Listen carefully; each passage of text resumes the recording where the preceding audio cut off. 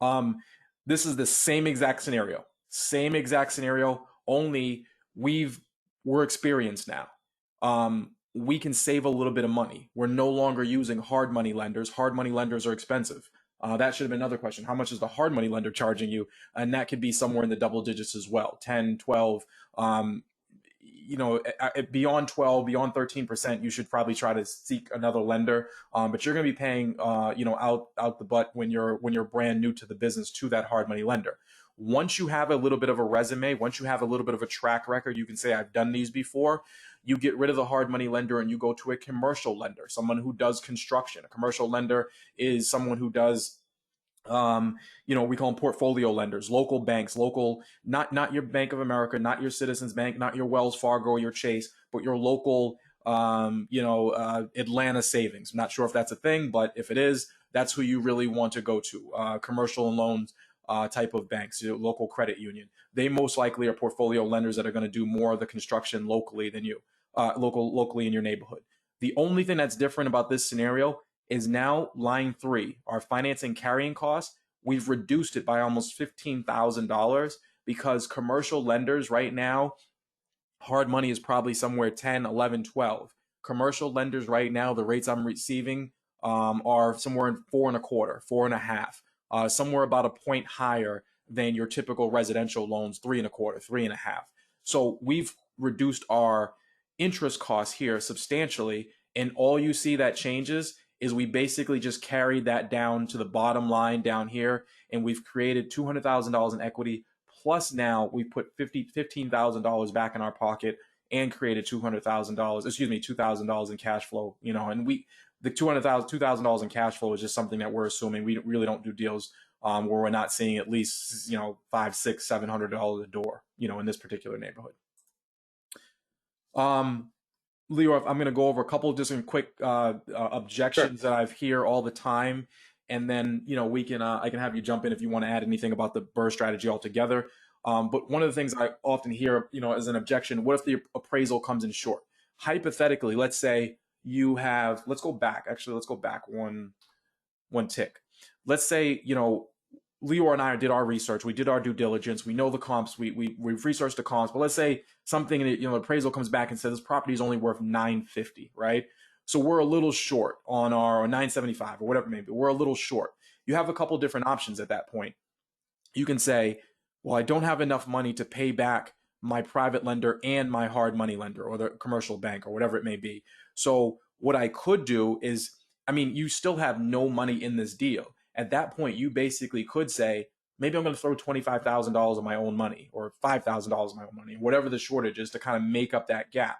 Or you could go to another private money lender and basically just say, can I hold $5,000 as a second mortgage or a second note or a second position for 12 months or 24 months until I'm able to get that money?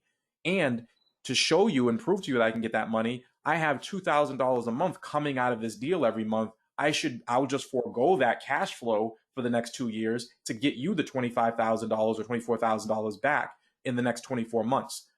One strategy right there. So that's, if you're way short, the next concept, number two, what if you overspend on the rehab? If you come in and the rehab is $50,000 or $250,000 and you thought it was going to be $200,000, well, you still have a property that's worth $1 million. Now you owe $850,000 on it. So you only have, $150,000 in equity. Oh my goodness. What you could do is you can sell the property and make $150,000. That's not the worst scenario, either. What if you can't find a private money lender? This is one of the biggest objections I hear all the time. I put a deal under contract and it's a sweetheart deal, or I'm scared to put this deal under contract because I don't really know any private money lenders. Okay, well, then most likely in your contract, you had a mortgage contingency. And if you can't get the private money lender, that means you can't get the down payment funds, and that means you can't get the mortgage. So you just back out of the deal. We put deals under contract all the time. And this may sound like a scumbag move to do, but you can take it how you want it to. You can take it how you want to take it. We put deals under contract all the time, and we figure out how to finance them later on.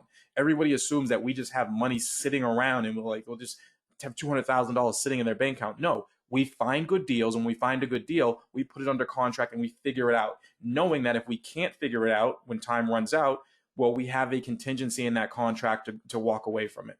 What if rents aren't strong enough? You can, again, you can sell it. You can condo convert it. You can do some other things. If you can't find an end loan, again, you can sell it. You're buying properties at a distress, at a reduced value, 55, 60%, 60 cents on the dollar. You shouldn't have a situation where you're into $1 million, $1 million property for $1 million. Then you really messed up, right? Then I really can't help you. You're probably going to have to take a loss on that one.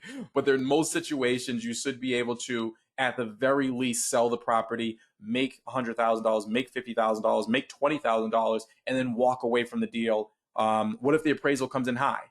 That's the last one. Leo, can you tell me what happens if if you get a $1.1 million appraisal? Dinner's on you. Yeah, that's basically what it comes down to. Then you're making money. Now you actually walk away with money in your pocket, plus the property with equity and everything else. So that's just, and we've actually had that happen, a situation where we've our rents came in $200 to $300 per unit more than what we actually predicted on the front end of the construction, which increased our appraisal price as well.